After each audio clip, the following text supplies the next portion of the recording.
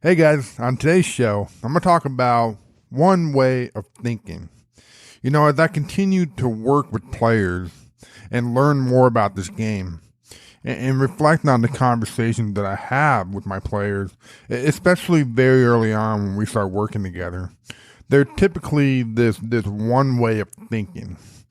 And this thought process is usually the mechanic side of things. So I'm going to talk about a handful of different examples over the next couple weeks, but today I'm going to talk in the sense of a player who kind of steps out and a player who's been hit by pitch. Welcome to another episode of the Baseball Awakening Podcast, where we dive into the raw, unfiltered, unsexy side of player development. Get ready for some knowledge bombs with your host, Jeff Rotmeyer.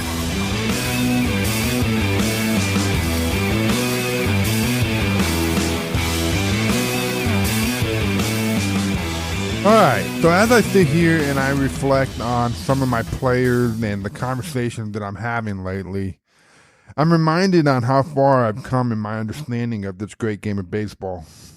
Now, I still got a lot to learn, believe me. But I remember when I first started out, a lot of the conversation with the kids, every conversation really was about the mechanic part of the game.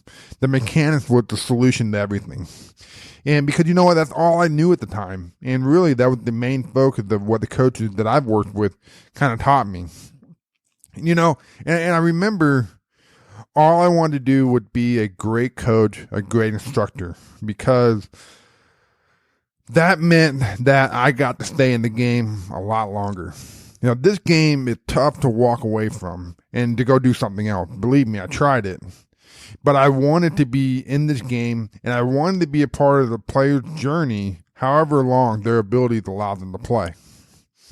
So when I first started, naturally you're going to get a lot of, because you don't have a big track record, naturally you're going to get a lot of the younger players, you're going to get a lot of the late bloomer type players. And really, those type of players, those type of athletes, make you a better coach because it forces you to find ways to explain things and to simplify things, because the younger players and the late bloomer type, they don't have the body awareness, the body control, the comprehension skills that some of these better players do. So it really just kind of force you to be a better coach.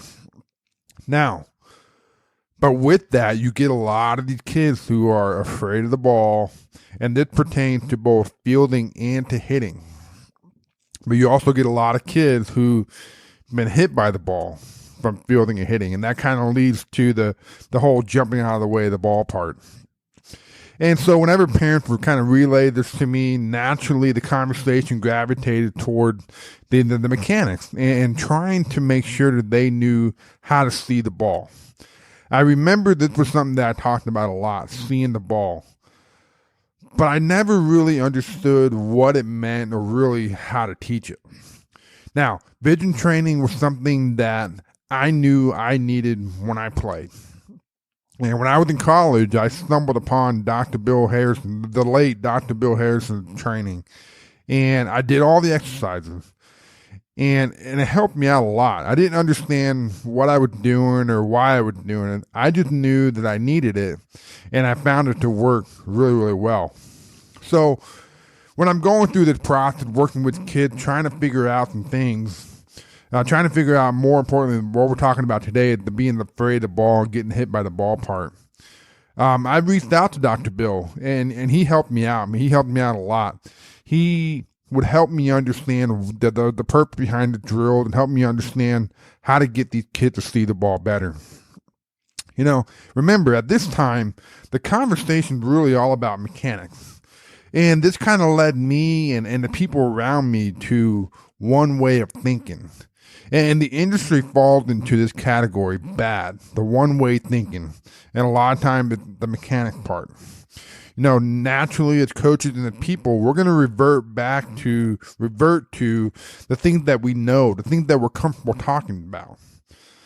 Instead of looking at the entire picture and seeing how it all comes together and how it all impacts one another. But you know what? When I got into when Dr. Bill just introduced me into a whole new world, and it was a lot of fun to seek other solutions rather than mechanics. Think other solutions that help guys get better. And that's kind of what I want to talk a little bit more about today. Today, again, we're talking about the kids who are afraid of the ball and the kids who've been hit by the ball. And really, I mean, to be honest, really, this really can apply to any age, because I've had the same conversation with guys that are in college. Maybe they're not afraid of the ball. Maybe they're not, they haven't been hit, but they don't understand how to see the ball well. So here's what I try to explain to these type of kids. When you are hitting and fielding, the goal is to be on time. That's the goal. Be on time. You need to be on time with picking the ball up out of the hand. You need to be on time with reading the ball off the bat. You need to be on time with getting your foot down while you're hitting. You need to be on time with getting your left foot down while you're fielding if you're a righty. That's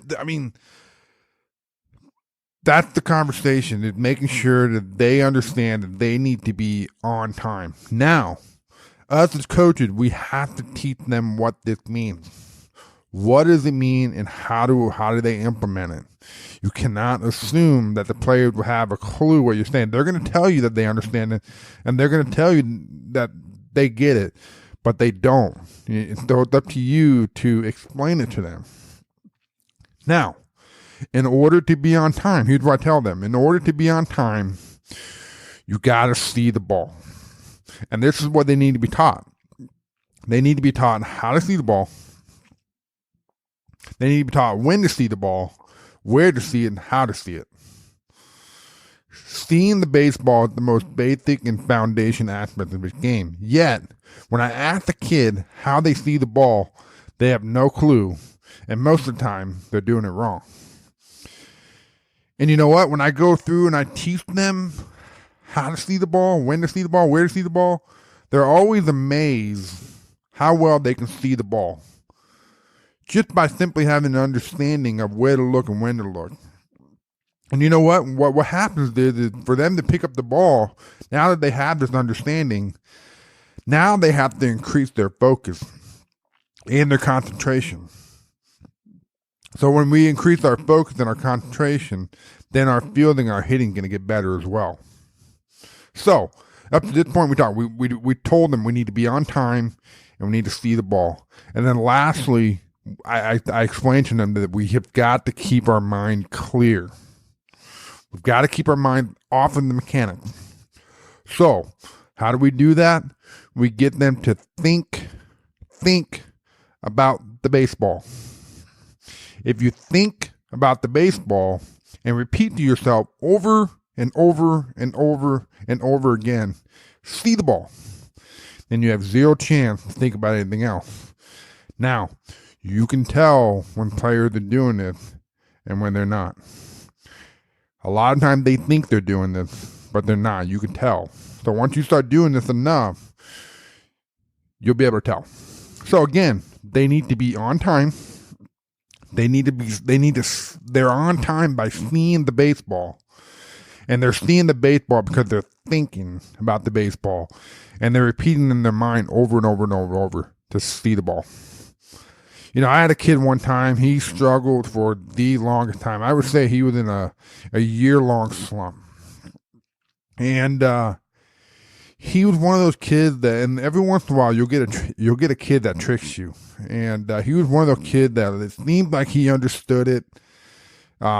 He understood what I was talking about. And I'm pretty good about reading kids, so I honestly thought that he understood it. But you know, and the slump happened, and I you know, had his parents go get his eye checked. There was a lot of things that we did, but then what I did was I got his parents in the room with me, and I explained to him the concept in front of his parents, and they were able to kind of reinforce it, kind of stay on top of it with him to the point where he got it. And then, you know, within 2 weeks, he was having. He was on an absolute tear, hitting everything hard, seeing the ball extremely well. So you're gonna get those kids every once in a while that's tricky, that's hard to understand. But I think normally getting the parents in there typically help that out. Now I had another kid who was constantly stepping out. He was afraid of the ball. But once he learned that the goal was to be on time, see the ball, and think baseball, he told me, the ball looks so slow. Because I have all the time to make a decision whether I'm going to swing or not. Now his problem now was he had developed this habit of stepping out. So he spent the next couple of weeks cleaning that up, and he turned into a pretty darn good hitter. So I hope this kind of helps. I hope this makes sense. Explain to kids who are stepping out, getting hit by a ball. We got to get away from the one way of thinking. We got to start looking at other solutions. So the goal is to be on time, see the ball, and think baseball.